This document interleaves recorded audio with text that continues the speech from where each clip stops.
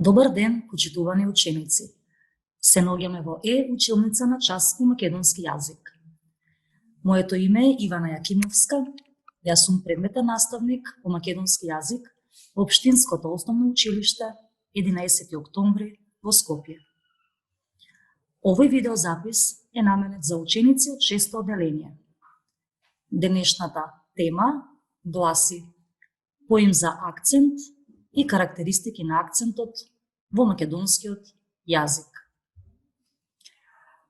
Пред се да ги определиме целите на овој час.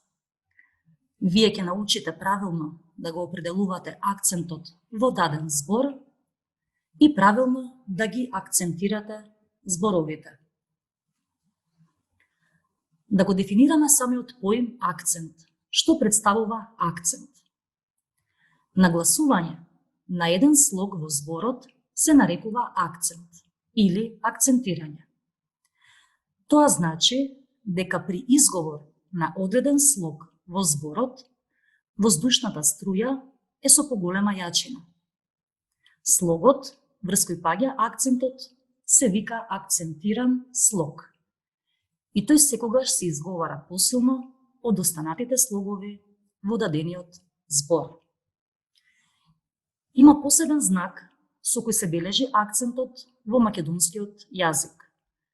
Тоа е знакот што го забележувате ученици во заградите и тој секогаш се пишува над самогласката од акцентираниот збор. Имаме 3 примери. Масата. Забележуваме дека во овој збор слогот ма се изговара многу посилно од останатите. Тоа значи дека слогот ма е акцентиран слог во овој збор и секако веќе претпоставувате дека знакот за акцент ќе го бележиме врз самогласката а. Во зборот девојче. Девојче. Забележувате дека слогот д се изговара многу посилно од останатите. И секако дека знакот за акцент го бележиме над самогласката е. Во третиот пак пример, река. Река, забележуваме дека слогот ре го изговараме погласно. Тоа значи дека тој слог ни е акцентиран и знакот за акцент ќе го забележиме врз самогласката, односно врз вокалот е. Да видиме сега, ученици, кои се карактеристики на акцентот во нашиот, во македонскиот јазик. Македонскиот акцент е динамичен и определен. Што значи тоа?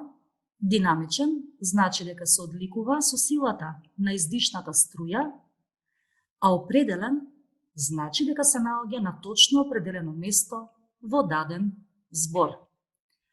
Местото на акцентот во македонскиот јазик е на третиот слог од крајот на зборот, кај трисложните и повеќе сложните зборови.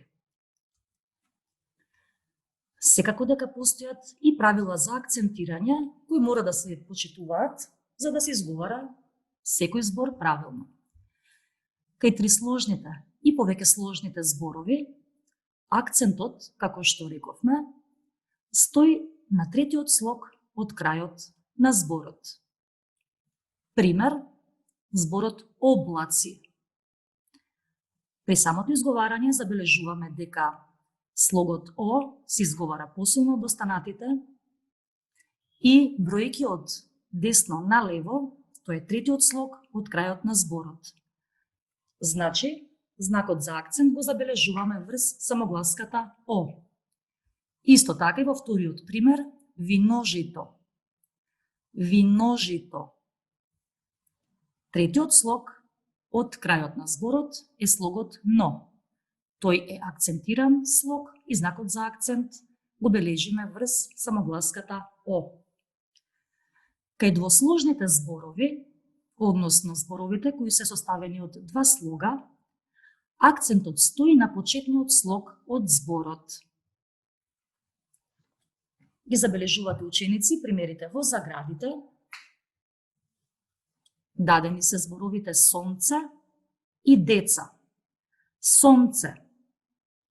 Двосложен збор, составен од два слога и почетниот слог е сон.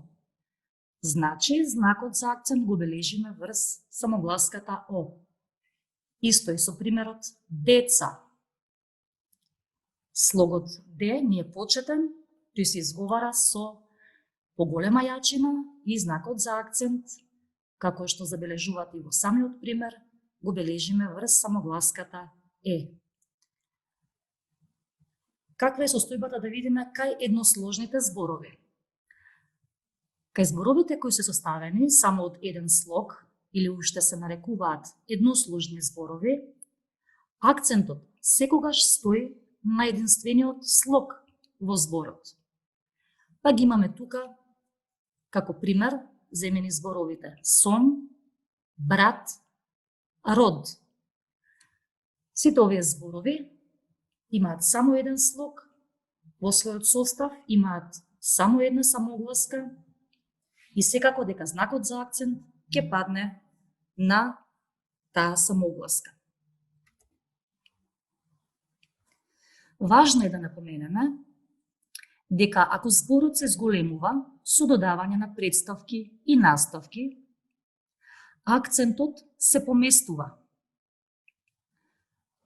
Тоа е со цел за да застане секогаш на третиот слог од крајот на зборот.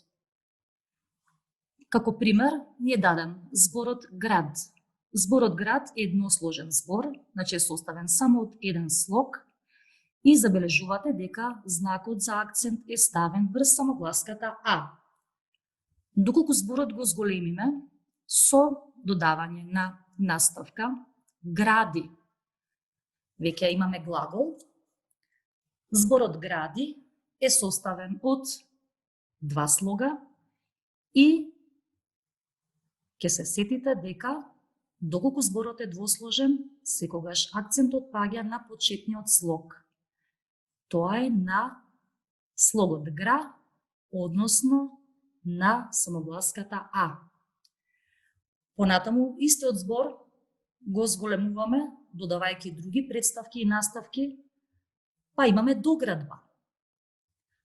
Зборот доградба е составен од три слога, односно е трисложен, и рековме дека кога имаме трисложен збор, акцентот паѓа на третиот слог од крајот на зборот. Значи броиме од десно на лево, третиот слог во зборот доградба е до и знакот за акцент го бележиме врз вокалот О. И истиот збор го зголемуваме додавајќи член. Веќе имаме пример доградбата. Доградбата. Овој збор е повеќе сложен, меѓутоа ученици рековме дека и во овој случај акцентот ќе падне на третиот слог од крајот на зборот, во овој случај кај обележаната самогласка со црвено А. За домашна работа имате за задача да ги препишете зборовите кои се наоѓаат пред вас и да го обележите соодветно акцентот.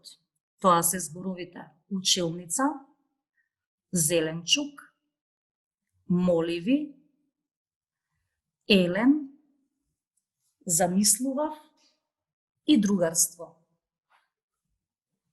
За полесно да ја решите домашната задача, може да си ги поделите зборовите на слогови и почитувајќи ги правилата на бележење на акцентот во однос дали некој збор е едносложен, двосложен или трисложен, да го бележите акцентот на соодветното место. Драги ученици, ви честитам на знаењето кое го стекнавте на денешниот час.